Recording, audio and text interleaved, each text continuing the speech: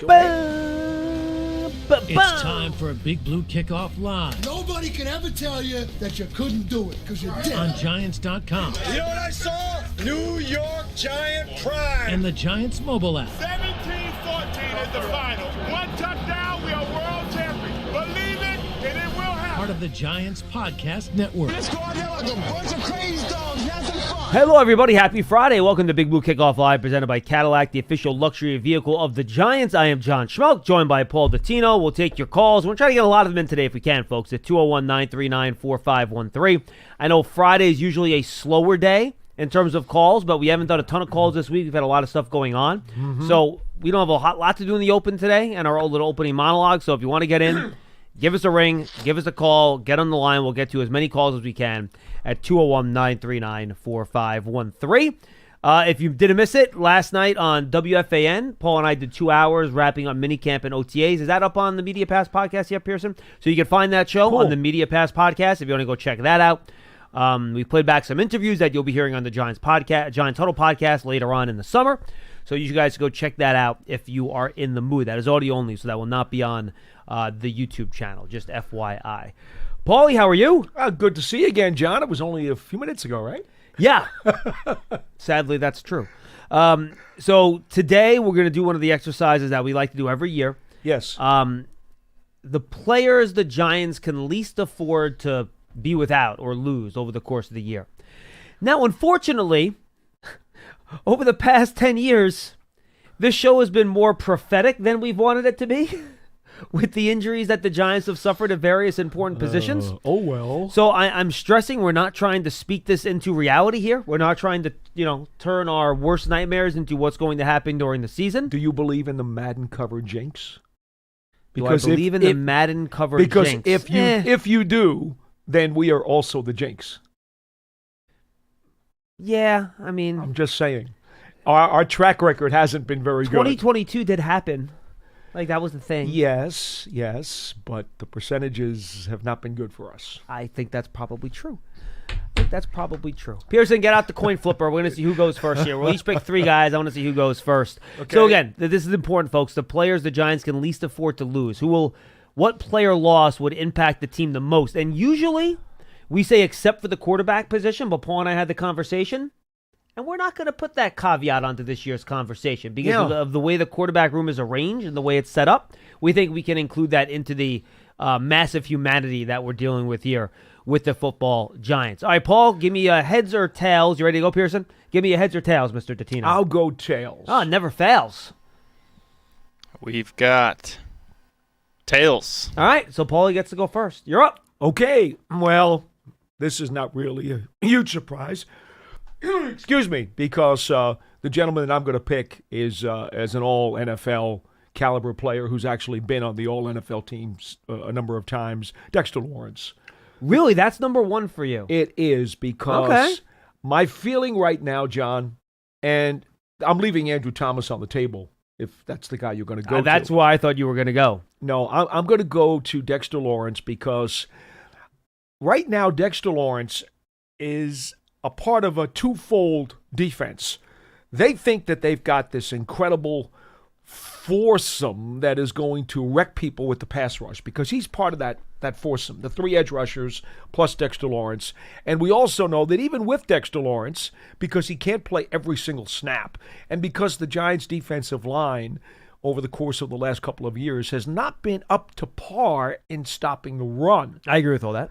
Well, if you take Dexter Lawrence out of this equation, and we're not even sure, we think they have helped their rush defense. We think so. They've made some plans on paper to do it, but we haven't seen it because these are non-contact drills. You knock him out of that lineup, it is a double shot. It's a left hook and a right cross. I'm going to go Dexter Lawrence. All right, can I play devil's advocate for a moment? Sure. Do you think all the added depth that the Giants have added to that defensive line, whether it's rookie Darius Alexander, whether it's Roy Robertson-Harris, whether it's Chauncey Golston, has that given them the ability? Obviously, you're not going to be the same. Dexter Lawrence is one of one. He might be the best defensive tackle in all of football. Yep. So, from that perspective, I can't have a beef with your choice. But considering how big of a player Robertson Harris is in terms of length and size, Right. and the other additions they've made along the defensive front, Jeremiah Ledbetter, go down the list, could they survive where they're at least competent on the defensive line if Dexter Lawrence gets hurt versus maybe somebody at another spot, even though maybe the line wouldn't be as necessarily dominant? That is the plan. I think it's reasonable to project that they might be able to, but this is a show-me situation, John. No, I get it. Because they've revamped a lot of roster spots in their front seven over this past offseason. And until I see these guys play together, I mean, I think Golston's going to be a great addition for this team. I really do. But what if he turns out not to be? What if Ray Robertson Harris and you know, Armstrong, what if these guys turn out, Alexander, what if these guys turn out not to be the guys that we project? Well, we've seen what the Giants lineup is like without Dexter Lawrence, even last year.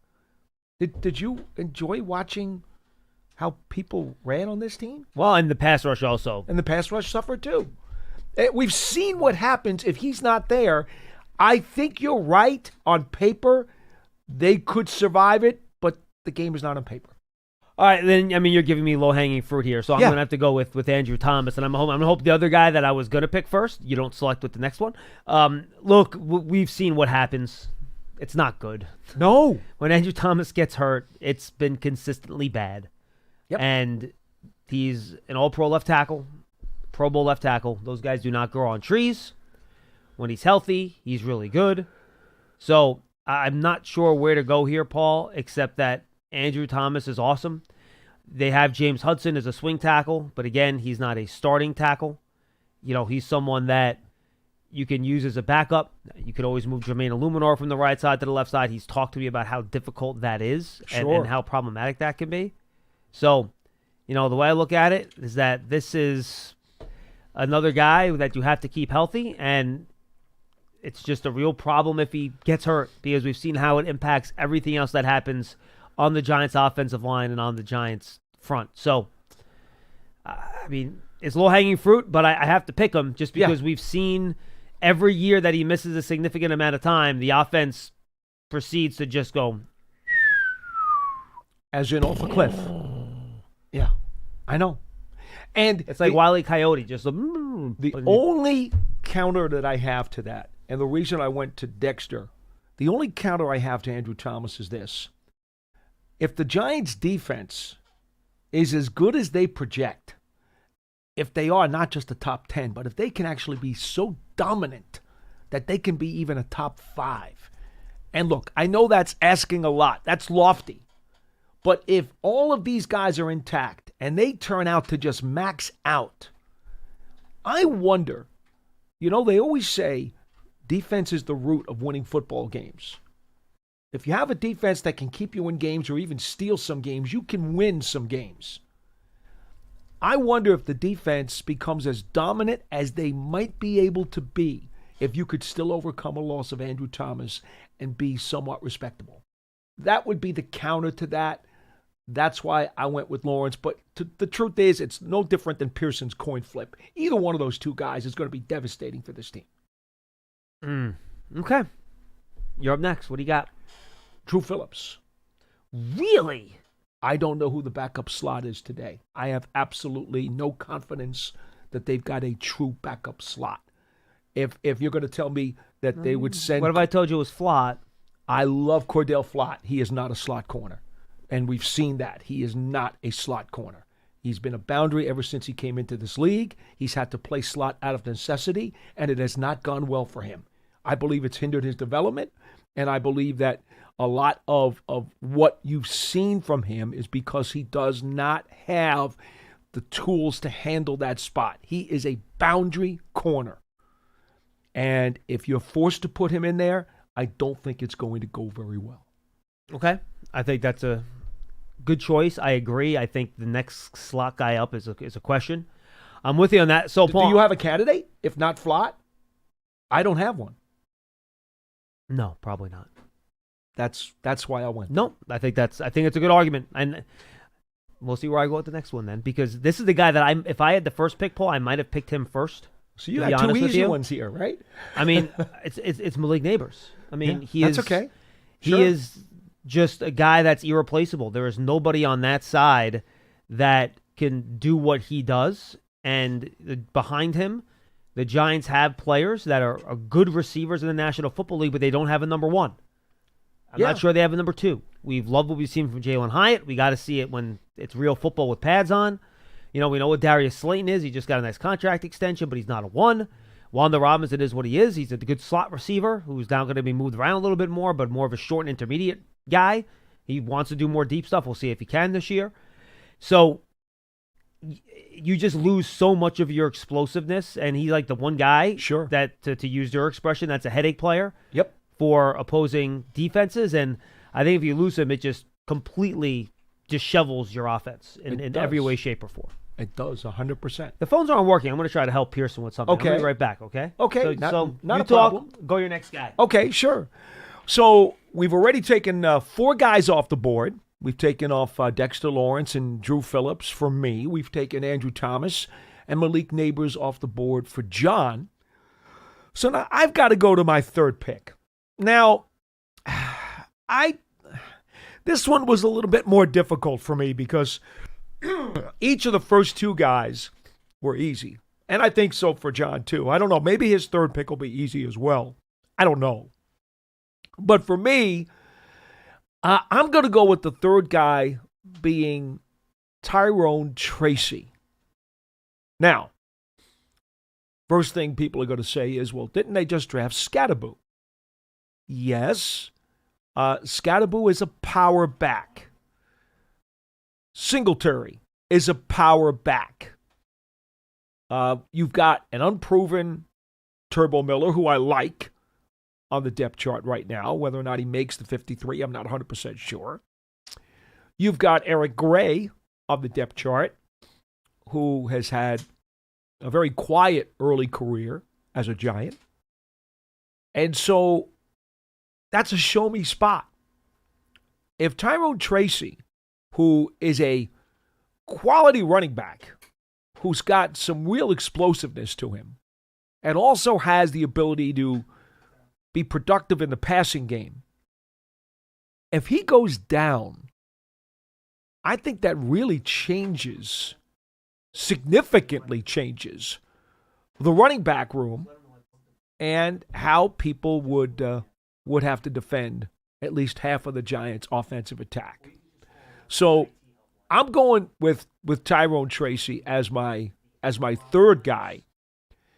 As I look at the rest of the units, we know they've fortified the quarterback room.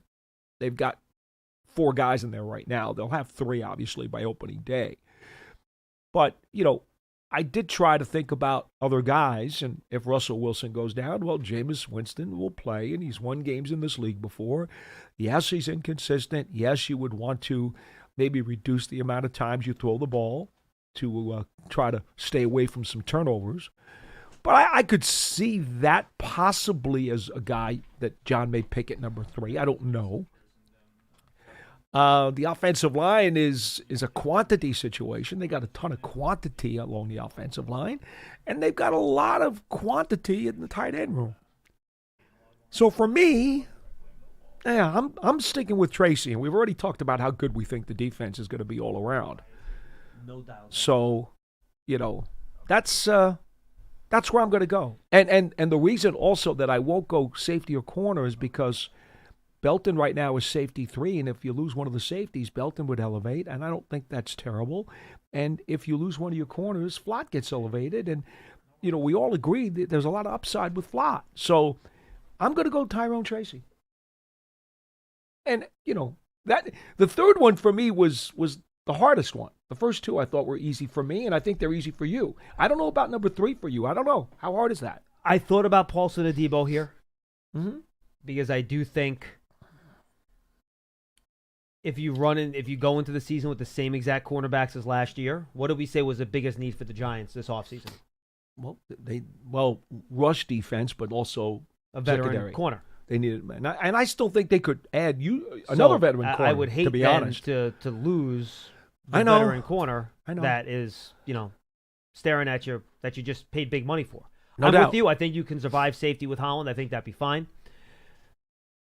They're 3 really good edge players, so I guess you could afford to lose one of those guys and survive, even though they're some of your best players. I think there's a really good argument for Paulson Adebo. The other place I'm going to go here, and this is going to be my other pick, I'm going to go with Jermaine Illuminor. Oh, Illuminor will be your 3. How about that? Who's playing right tackle? Again, this is a situation where the room has got a lot of bodies, but it's show me. You just don't know. Well, the bodies that you feel good about, though, are inside bodies. Like, if you lose one of the guards, you're fine. I think you're fine. You'll be okay. Tackle depth. And by the way, this is not a Giants problem. This is an NFL problem. Oh, yeah. There just are not a lot of good offensive tackles around the league that can step in and do a really good job as a starter. Well, you have 4 choices if he goes down. Hudson's your swing tackle right now. Hudson would be the guy. Right, Hudson's the guy. Your other choices, depending upon how you felt about them at the time, Forsythe this year, the former Seattle Seahawk, right? Yeah, he would be the next guy up probably. Okay. You could put Neal back out there if you had to. And you also have Marcus Bowe, who was just drafted. So these are not exactly, fireworks options. Yeah, but you do have bodies. I cannot make a judgment call on Marcus Bowe because we have not seen him play with pads on yet. So correct. I was a big fan of him coming out before the draft even. I thought he could be a 3rd-round guy. But to say I would feel comfortable plugging him in there and going, I can't. I'm with you. It's not good if he goes down. And I just wonder if you have somebody who can somewhat plug the hole. Honestly, you want to talk about, and funny having this conversation now, you know who one of the key players on this roster is going to be this year in terms of playing as well as the front office thinks he can play this time when they brought him in? Azudu. It's James Hudson. Oh, okay. Okay. I thought you were going to say Joshua because he right now is the jack of all trades. They got him backing up everybody. Right, but I don't think he's the primary backup anywhere. Probably not. So James Hudson's the primary backup at 2 spots, both offensive tackle spots. Yeah, he's the 3. He's the swing tackle. And you know how the league is. You know how these seasons go. He's going to have to start at least a game or 2 this year. Yeah, the odds are probably good. And you take a look at this division with the pass rushers coming off the edge. Oh, boy. He is going to have to be a very good backup swing tackle. He's going to have to be. The Cleveland Browns allowed him to walk. I can't tell you that I've sat down and gone through his video from last year because I didn't. I'd be lying to you if I said that I did. You're right. The Giants, by all indications, believe very strongly that he is a solid swing tackle. Oh, Joe Shane was very clear about that when he talked about it. Mm-hmm. Very clear. I'm in show me phase. I don't know how I feel about him. I don't. But he's going to be very important. It could be, sure. Very well could be. So he's we had who no I'm problem going with. picking 3 guys. Your 3 you were pretty good with. I was pretty good with mine too. I think Illuminor's a little bit of a stretch. I think Tracy's a bit of a stretch. Adebo, to your point, I could have easily went Paulson Adebo there. Just because the whole point of this offseason was to not go into the following year with the same secondary. That's why you go out and you spend all that money on a veteran cornerback coming off of a broken leg. That's how important it was to the Giants to get a veteran here. They willing to pay a guy coming off an injury that type of money. It was very important for them to get this roster to where they wanted it to be. So we'll see where that ends up winding up when all is said and done. But those are the guys. Would you consider one of the inside linebackers? Okereke? Well, if Bobby were to go down, which he did at the end of last season, you're looking at, I would say, Musau or Deontay Johnson. Or Deontay Johnson. I guess Chris Board, right? Flanagan Fowles, the vets. I don't know if they would throw Board in there. He was brought here for special teams purposes, but I suppose they could do that. The other thing you could do, I mean, I don't think you want to, but remember, on snaps when Abdul Carter is in the lineup and they're part of the 3-edge package, we got to come up with a name for this. The 3-edge package. We got to get a fancy name for this. Triple edge, triple E. Maybe, yeah, all right, Triple E's good. So if you're going to do that, chances are McFadden's coming off the field. You know, we're forgetting about him a lot when we talk about this defense. So if Okereke were to get hurt, could you possibly move McFadden into his spot? And then you don't fuss with Carter and still let Carter do what he does. Yeah, I would not mess around with Carter and make him like a full-time. Right. I wouldn't want to do that either. Do that. So keep Carter in his spot. Would you just then move McFadden into Okereke's spot, and then maybe Deontay Johnson becomes the part-timer who comes off the field when Carter's on the field? You might be able to do that. Triple E is a disease caused by mosquitoes, by the way. Is it really triple E? Let's not go with that. We won't go there. What kind of disease? What does it do? Bring it up. I'm curious. Rare but serious mosquito-borne disease caused by a virus. Triple E, sleeping sickness. Affects birds and horses, transmitted to humans through the bite of a mosquito. Not good at all. Maybe we should not go with triple E. No.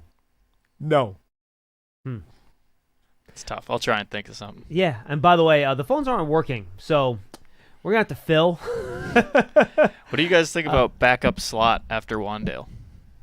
A receiver? I mean, I think it might be Hyatt. I think right now it could be because of the way that they've started to use him. He is being used more multiple, and I think that's a very good pick, John. I'm not that concerned about it, Pearson. Okay. I'm really not. And you know what, though? You're right, Pearson. In years past, they've had, going back to not Richie James. Who was the slot that came over from the 49ers? He ended up leading the Giants in receptions in 2022. Yeah. It was Richie James. It was Richie James. I was right. I was thinking of that. Who was the corner? Well, because he came in as a kick returner, and he became the who's the slot short? guy. Who's the short little corner that came in here? That was maybe the last name was James. I'm trying to remember. 23, I think his number was, or something like that. Anyway, I do remember. It was Richie James. I'm lost on that. Yeah, Richie. Well, Richie was supposed to be the kick returner when they signed him, and then he became the leading receiver that year. 57 catches. Oh, jeez.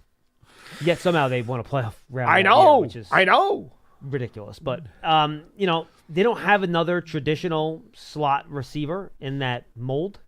No. You know what I mean? Well, they'd have to go to the practice squad and activate somebody. And quite honestly, well, I don't want to start talking about practice squad potentials, but there are a few receivers I think we've seen in the spring. But no one that you feel comfortable with now. No. But would they have a body they could try? Yes, they would. So I guess my question, and this is another topic we can discuss, and so we apparently have about 40 minutes we need to fill here. Okay. Are the needs this team has out of the slot receiver position? And folks, this isn't Pearson's fault. There's just no dial tone, so this is phone company related. Do not blame him. Maybe it's Johnny Mac's fault. We'll figure that out somehow. Wait a minute. We have no dial tone? No, there's no dial tone. I plugged the phone directly into the wall, too, so it's not like you were having serious internet issues earlier today. Yeah, there was an internet outage in the whole building this morning. So my guess is that everything is related in somehow. But anyway. Boy, talk about short circuit. Yes, exactly. Are the needs that they have out of the slot position different with the way Brian Dable's offense now looks with Russell Wilson as a starting quarterback as opposed to when Daniel was here? When Daniel liked a lot of those little short option routes and those short around the hash marks, the numbers, those little passes, those little stop routes and stuff like that. While Russ is more of a slant, get the guys on the move down the field, long crossing routes, hold the ball a little bit more. Yeah. Is it more important to have a guy with speed rather than quickness in that slot spot? Because remember, Tyler Lockett was that type of slot. Tyler Lockett was a guy that could get downfield and run past people. Yes. Is that more important with Russ as your starting quarterback, having a slot with speed rather than your traditional, short, quicker than fast type of traditional slot guy? I think that's a great point that you just brought up, John, because philosophically, you're right. Russell Wilson, he would actually, even though he doesn't throw a lot of picks, he would still rather either take the sack or try to get the ball downfield, and remember, as opposed to dumping it off to a slot guy 8 yards away from the line of scrimmage. And with his height, it might be difficult for him to pick up a Wan'Dale Robinson on a 7-yard route in the middle of the field behind huge lines in between Russ and the receiver. Sure. Well, the key with Wilson, especially if you're going to get pressure into the pocket, is that he's got to have angled passing lanes, because if there's pressure coming in his face, he is too short. He knows that. This is something he's had to battle his whole career. You have to be able to give him route concepts where, in theory, you have an idea of where you think he's going to go, where he's going to roll, where he's going to get the heat from. And now you have to scheme it with your route concepts so that he will have at least 1 or 2 clean passing lanes from where he's going to have to go. And that's why I think what we're going to see, Paul, and we talked about this, it's go routes and it's a lot of checkdowns.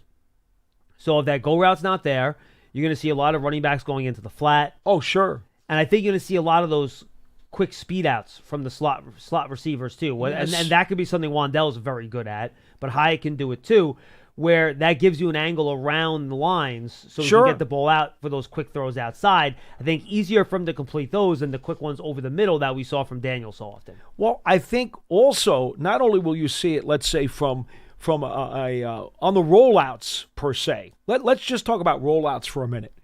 If you're Russell Wilson, one of your third, fourth options on a route is probably going to be an underneath guy who is also going to roll with you, a crossing route, if you will. If the guy's coming from the left side of the field, it's a cross. If he's coming from the right side of the field, it's a speed out. You're absolutely right. And those rollouts, I suspect, and you know how, who was it the other day, John? Was it Jackson Dart who said to you in your sit down with him that one of the things he loves about Dable's offense is that there is an open option on every play? There's always an answer baked into the scheme as to what the defense is showing you. Yes. To give you an answer as a quarterback. And I think that's kind of what we're talking about here. You have to know about the kinds of things that Russell Wilson is capable of doing, the things that are going to cause him the most trouble, and then you have to bake an answer for every play into one of those things that he is still very efficient at. And one of them would be what we're talking about now. On a sliding pocket, on a rolling pocket, you want to make sure that there's somebody who's going to be rolling underneath, who will be a adequate target for him. It might only be 10 yards downfield, but you're going to want to make sure there's one of those guys on those kinds of plays when you expect that he's going to have to be setting up on that side of the field to get rid of the ball. Yeah, look, I'm with you. And I think how this passing game has looked different to me, Paul, just in terms of, like, one of the throws that Daniel always loved to throw were those deep dagger in-cut routes, right? The wide receiver comes in, throws a deep in-cut route on a dagger. Yeah. Have we seen any deep dig routes? No. At all? No. In the spring? No. Where a wide receiver goes 15 yards down the field and does a little in-breaking route? Okay, and you know why? You know why? Daniel Jones up here, Russell Wilson down here. Daniel Jones can see that play. It's been more perimeter things. Absolutely. And screens it has to be. And things like that, yeah. And that's part, look, folks, I remember years ago when we were starting to do this program and, the Giants would play Seattle, and I would say, hey, Russell Wilson is a system quarterback. I used to talk about that a lot early in his career. It was about running the ball, right? It was about him scrambling around if there was any trouble. And it was also about making sure that you schemed the route concepts to places where he could get it done. There was a lot of system stuff that had to be baked in for his passing game to be effective. Now, over the years, because of his experience, because of his wit, because of his philosophy about protecting the ball and also knowing, hey, I've got the ability to throw it deep. I can make that throw. He understood what his strengths and what his weaknesses were. He played toward them, just like his coaching staff did with their game plans. Well, this is something now Brian Dable and Mike Kafka and Shane Tierney also have to do. They've got, 14 years of tape on Russell Wilson. They have a very clear picture on how they need to scheme up some of this offense, how they're going to have to tweak some of what they used to do with Daniel Jones to make sure that a shorter quarterback who is inhibited in certain areas of the playbook is going to be able to shy away from those and use other areas that you'll be able to use to scheme him free. Another area I think that's going to be a little bit different. You know this answer, Paul. Did Daniel Jones prefer to run play action from under center or out of shotgun? Oh, yeah, you're absolutely right. He liked to run it out of shotgun. It was all the time. He did not like to turn his back to the defense. He did not. Because you lose sight of the defense, you don't know where they are, then mistakes tend to happen. Now, he was able to do it. He had some successful plays doing that. Yeah, but it was not much. It was he preferred, because that's what he did at Duke, right? He preferred to do play action out of shotgun. Russell Wilson will run play action from under center all day long. Yes, it's what he did with the Steelers last year, going back to the Marshawn Lynch days with the Seahawks. He did that with Marshawn Lynch with, those Super Bowl teams with Seattle.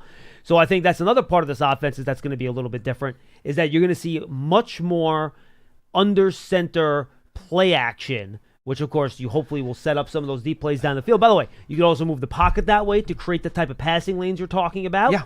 And you can get more depth on the drop back to give him more space to see and before the rush gets there. So that's the other part of this offense I think is going to be different. A lot more under center play action, which, by the way, I think does play well with this offensive line. Yes. Talking to that group over the course of the last few weeks, all those interviews, I did about 50 of them, guys. Those are going up in the John Settle podcast. Pearson's editing every single one with precision, B-roll on all of them. It's going to be fantastic. Make sure you tune in just for Pearson's editing. How are you still awake, Pearson? Oh, he's not. I'm all right. We had yesterday off, which was good. That is true. I still managed to text about a work thing. What do you think about this nickname for the 3 edge rushers, but including Dex? Yes. Mount Rushmore. Oh. Because they rush more. Mount Dex is the mount part of that. Sure. You just need 4 guys. Rushmore. You know what? I like it. I do like that, Pearson. I think it might be a little bit early to call them Mount Rushmore. Well, they rush more. That's all I'm saying. I understand, but it has a connotation I get it. in sports. That is one, like, you say, all right, give me your Mount Rushmore of Yankees, and they're like the best of all time. Oh, that's true. I feel like that might be. I like the idea, but I think that might be. I don't like the other connotation that brings in. It works, but if you go to it too early, it then creates artificial expectations. It would be like, well, if they only get 2 sacks in the first 4 games, and you call them Mount Rushmore, it's not good. Well, maybe we can call it at the end of the season. Okay. Or the Edge Hammer.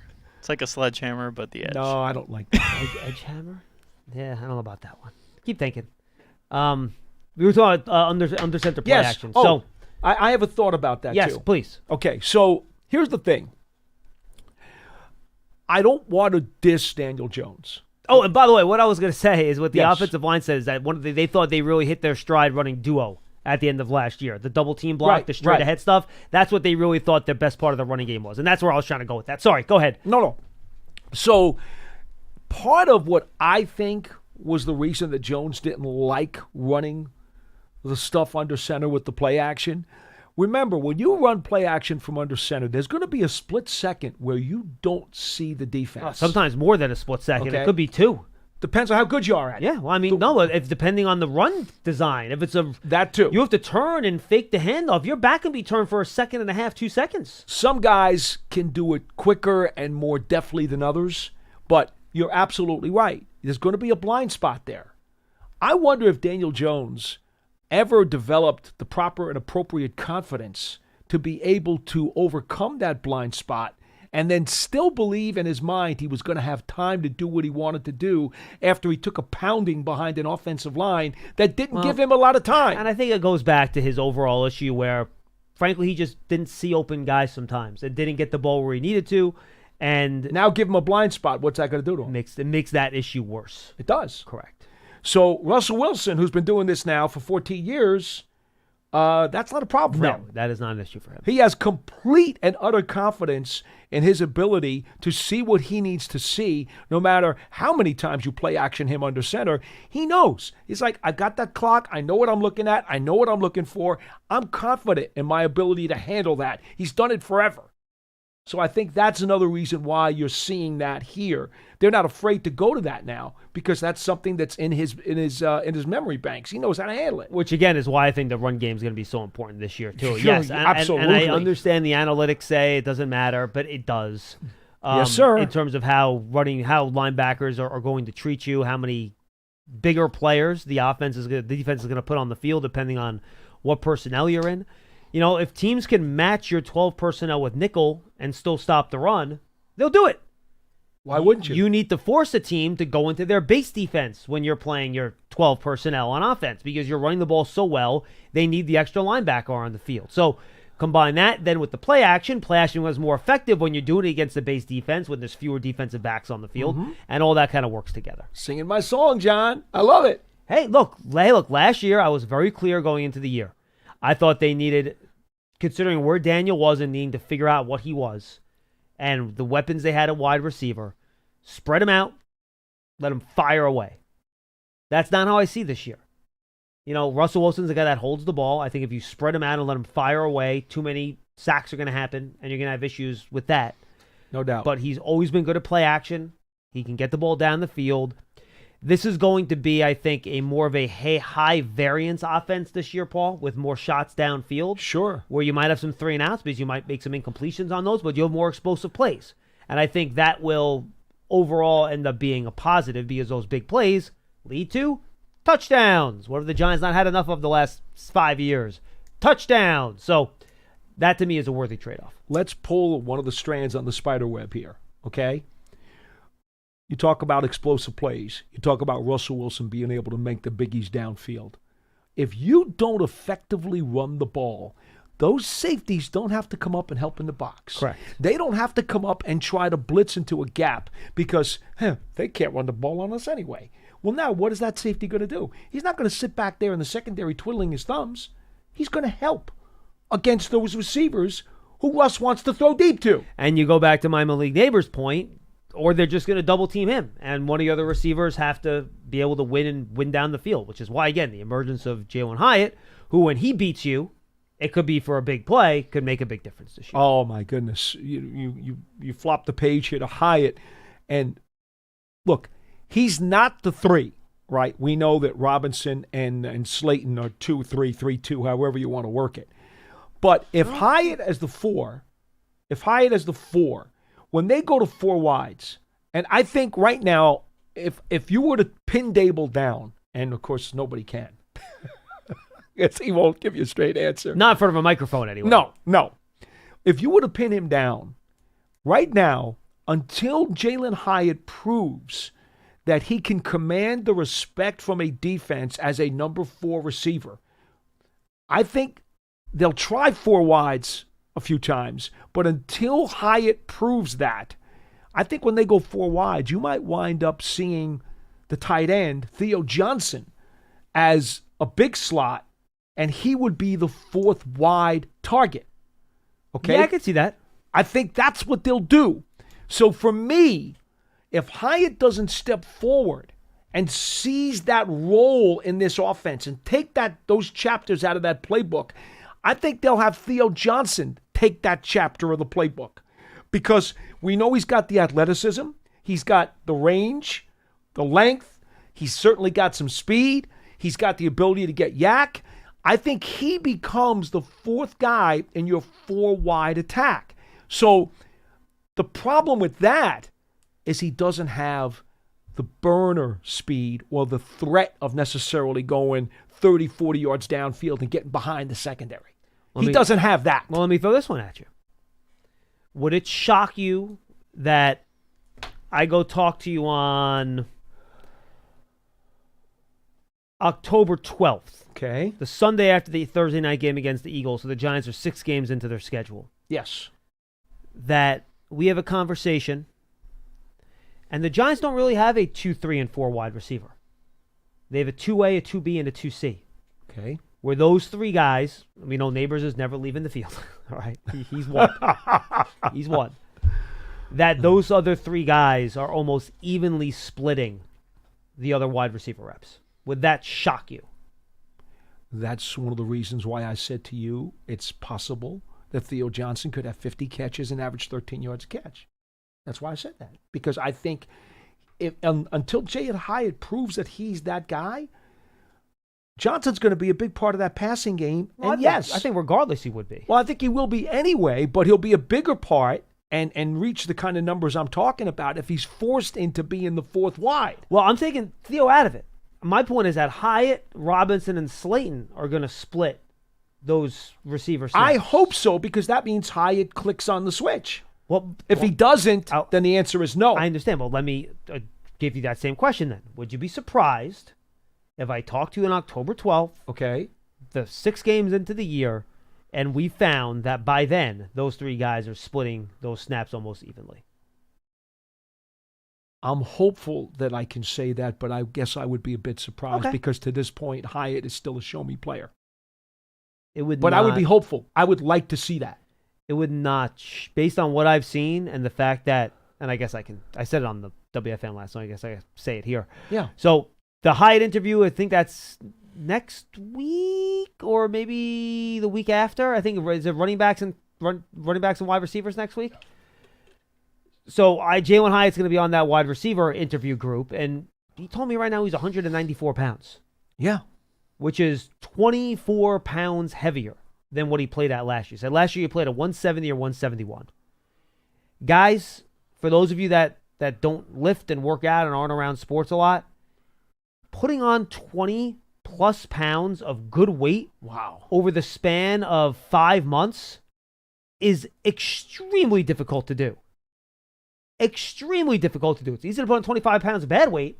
We've all done that. Oh, yeah. How you doing? 25 pounds of good weight, that's a different question. I still don't understand how he did it. I need to sit him down and get his regimen. What did he do to do that? And my first question was, well, is your speed still there? He goes, yeah, the GPS numbers are still good. Which amazes everybody. How in the world could you do that? Now, again, to Paul's point, he's been maybe the standout offensive player in the spring. But we always talk about not having pads on and how you can't judge what's going on up front. Well, for a receiver that maybe has not done the best when dealing with press coverage and guys getting physical with him at the line of scrimmage, I want to see how he does when we get into scrimmages with the Jets. Yes. I want to see what it looks like when he gets into preseason games.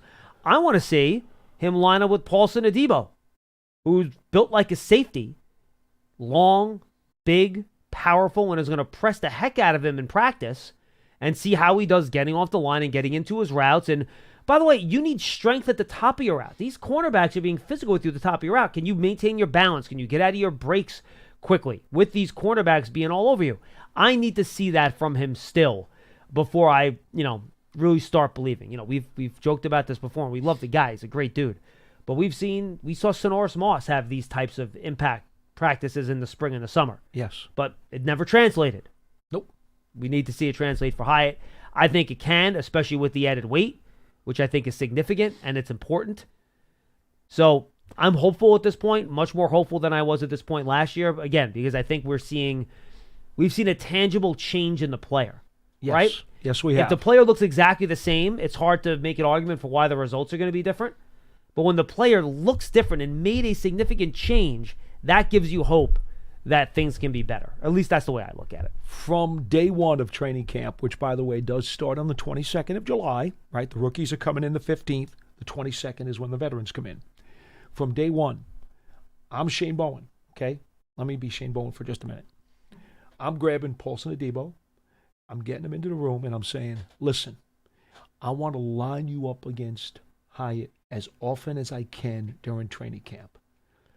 I want you to try to beat him up. That might be more of a Brian Dable conversation than a Shane Bowen conversation, to be honest with you. Fine. Yeah. Either way. It could be from Dable to Bowen. No, correct. That might happen. That's either way. True. Yes, correct. But I want you to give him a hard time. Really rock him. Give him a... Folks, if you haven't seen Paulson Adebo, and tell me if I'm not right, he looks like he could go out and box as a light heavyweight boxing contender.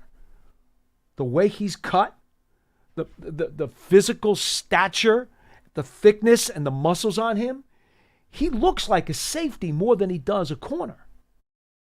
Okay? He looks like a heavyweight boxer. He really does. And if you've watched him play, when he jams guys at the line, they know it. They feel it. It is not fun.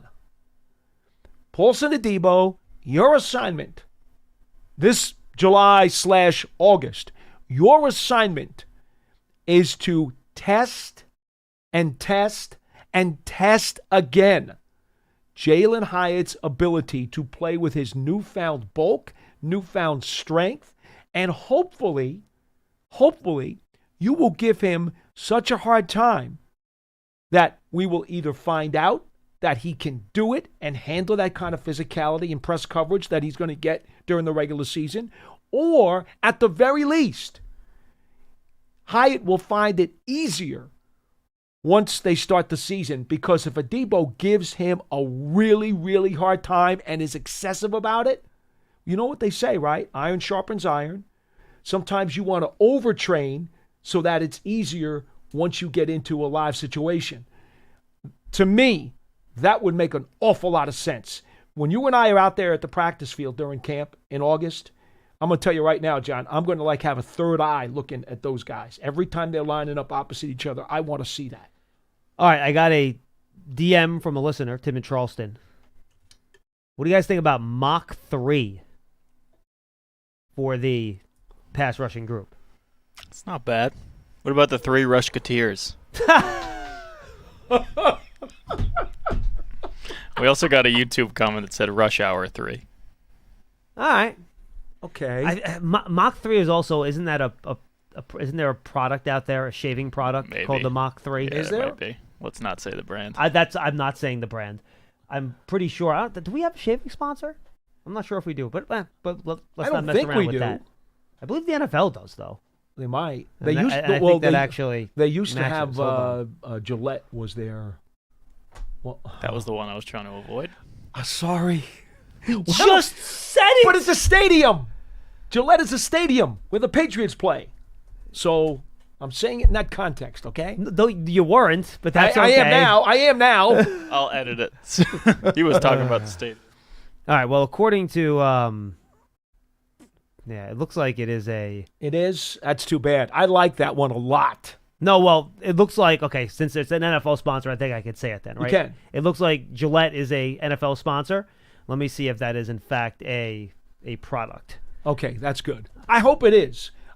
Where'd that Oh, one yeah, come it from? absolutely is. It absolutely is a product. Yes. Where'd that come from, Pearson? Was that you? No, that was Tim in Charleston. Tim in Charleston. I do like that, No, John. Mach 3 is pretty good. Mach 3 is really good. I like it. And you want it. The product thing I don't love. That's the only problem. I'm pretty sure I nailed it with 3 Rushketeers. I'm too just long. saying. It's way too long. God, Too no, long. it's not. way too long. 3 No, it's Rusketeers. It sounds like a Disney movie. It's good. If Bob is calling a play and says the Giants have gone to the 3 Musketeers defense, he's going to turn Three around and smack you. Is what he's going Rushketeers. to do. Rushketeers. Rushketeers, not Musketeers. It takes half a second to say it, Paul. No, 3 Rushketeers is 4 syllables. It's 4 syllables. I do like Mach 3 better. I really do. Giving But you again- everything I got. No, Okay. no, it's not bad. I love the creativity. Now, again, the thing is, nobody gets a nickname until they actually earn it. Let's wait for at least a month or so into the season before they do something. That's absolutely true. You can't give them a nickname and then the first 4 games of the year they get 2 sacks. Now, what you could do, Pearson, is that Brian Burns has brought in this whole and we have a Dex to life thing. What if you just go with the Avengers? Do you understand that reference? I do. Because Burns referring to Dexter Lawrence as like the Hulk. He's the Deck. We have a Dex. Right, We have a right. Hulk. Burns is Spider-Man. Right? Maybe they could be the Avengers. And Tibbs said he was Black Panther. We also have a relationship with Marvel, so we can have this Yes. conversation. I'm okay with that too. That would work for me too. That would be a viable option. I would be okay with that one. I'm not sure Disney would be thrilled with it, but it would be for some good branding, though, like cross promotion. It's not bad. Bring all the Marvel stuff together. Burns is Spider-Man and all that stuff. It's not bad. No. We'd have to find Carter a character. Well, I mean, he is in the Disney universe with Darth Vader. That's true. Does that help at all? Sure, let's just do Disney universe. He is not a member of the Avengers, but he is part of the Disney universe. Yes. If that helps you at all. Oh my. Well, hey, I just love the fact that we actually have guys who we think are going to do so well that they deserve a nickname. All right. That in itself is a good thing. Somehow we've managed to have a pretty good conversation here, which has been excellent. One more thing before we get out of here. Are we done already? We're almost there. Wow. How about that? Pretty impressive. We, as Pearson can well attest to, we know how to talk. Do you think, and I was thinking about this the other day, talking to somebody around here, when we get to the end of the year, will Chauncey Golston take more snaps at 3 technique, or will he take more snaps on the edge? He will take more. I see him still. I know when he came here, there was thought about him being flexible in that way. I see him more as a hand-in-the-dirt defensive end than anything else. Now, again, here's the thing. If he's a defensive end, at the same time, there's going to be somebody standing outside him. So if you want to call him a that's my technique, question. you can. Is he going to be the most outside player on the defensive front? No. So then you think he's going to be more of an inside player than an outside player? There will be somebody standing up outside of his Carter, edge. a Burns, or a Thibodeau. Look, one of those 3. Do you remember how much of an issue I made earlier in this offseason about how I don't want their 2 edge rushers as 2 defensive ends in a front 4 with their hands down? Remember when I told you that? Mm-hmm. I was very much against that. Folks, I'm not talking out of school. I'm not giving you any strategy. But let's just say I think you're going to see a lot less of that than you did last year based on what they've shown already so far. I don't think you will see as many alignments with Tibbs and Burns as front 4 defensive ends with their hands down. Then it's going to be tough to get them all on the field. I don't think you'll see that. Well, I'm talking about edges, hands down. If they're up, that's different. No, I understand, but if you're talking about 3 defensive linemen plus 2 edge players. See, when we talked to Dre Patterson, and the comment was from Charlie Bullen, the edge rushing, the outside linebackers edge rushing coach, that he goes, I've got Carter right now 100% in my room. Remember him saying that? Mm-hmm. He goes, I got him 100% in my room. And Golston has mostly been in his room too, by the way. He's only Yes. been in Patterson's room a little bit. Right. And then we talked to Patterson, and Patterson goes, well, on special 3rd down packages, I get them. Okay. This is Carter you're talking about. Yes. Carter. Hmm? Okay. So I think what Bullen was talking about was the base, and even if it's 2nd and long, maybe he's still going to be there. But on the 3rd down packages, Dre said he's getting him. Well, you can technically, I know it's weird, and I don't know if this is what he meant, but I kind of thought this is what he meant, that on some 3rd down packages, you'll see Carter standing up. Sure. On the inside. I don't think that's what Dre meant.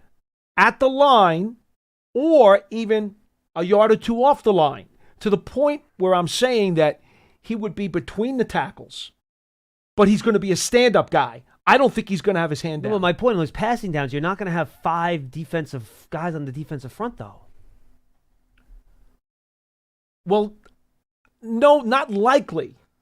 But then you can't get all 3 of those guys on the field. That's my point. No, but see, I think this goes back more to the amoeba defense concept. No, I understand, but you understand my point, though, right? If you have 3 legitimate defensive linemen on the field, you cannot have Thibodeau, Carter, and Burns on the field all at the same time. Oh, no, I agree with that. Right. I agree with that. But it depends on what you're calling those guys. I'm saying the guys who have their hands down on the line of scrimmage, those are defensive linemen. That's what I'm calling them. I understand. Anybody who stands up on the line, I'm not calling them a defensive lineman. So you're right if those guys are standing up, but there's only 2 defensive tackles between them. Bingo. Oh, there's no difference then. It's the same thing. Who cares if their hands in the dirt or not? On a passing down. Who cares? Again, nomenclature, defensive linemen technically have to have their hands down in the dirt. That was the old traditional defensive lineman position. Right. The guy was, people for years talked about Lawrence Taylor was a stand-up outside linebacker. But technically, if you wanted to be in the new nomenclature, because he was an edge player. He was an edge player. Yes. In those days, he was an outside linebacker. Today, we call him edge. How often did LT put his hand down? Not very often. He was, in effect, a stand-up defensive end. Yeah, but on a lot teams of plays. played more base back then than yes, they did today, absolutely, which is the difference. Well, especially with the Giants, because in those days they could. Right, They were exactly. really good. All right, folks, that's all the time we have for Big Blue Kickoff Live, brought to you by Cadillac, the official luxury vehicle of the Giants, and the Hackensack University Health. What is it? I'm sorry. Hackensack Meridian Health Podcast. Yes. Keep getting better. It used to be Hackensack University Medical Center, which it still kind of is, but that's not how they're branded. So Hackensack Meridian Health Podcast. I did that 2 weeks ago. Keep getting better. And then I had to fix it. Giants season tickets. You want to become a member? Giants.com/tickets. Get connected to the team all year round. You get great benefits. Awesome stuff. Check it out. And don't forget, download Giants TV. It's our streaming app. All your smart TVs, Amazon's Fire TV, Apple TV, Roku, all that. Check it out. And I mentioned the Johnson podcast, folks. All those interviews I did, again, there's 50 of them. Will be paired into different position groups. Those will all be coming your way over the course of the next 5 weeks, along with some assistant coach interviews that Sean O'Hara did. Driving around, literally. And we'll have all that coming your way and more. I talked to Lane Kiffin the other day. That'll come in a few weeks when the guys are back from the rookies are back the week before camp starts, the July 15th, whatever it is. So check all that out. It's coming your way. Be there. Enjoy your weekend. We have a show of 5 episodes coming next week. We're going to start doing our opponent previews. And then we go dark for 2 weeks, and then we finish our opponent previews, and we come back. So, Paul, enjoy your weekend, my friend. You too. Guys, hopefully you have an air conditioner because it's going to be a hot one. Oh, For yeah. Paul Dottino, I'm John Schmeelk. He's excited about it. I am not. We'll see you next time on Big Blue Kickoff Live. Bye. Until then.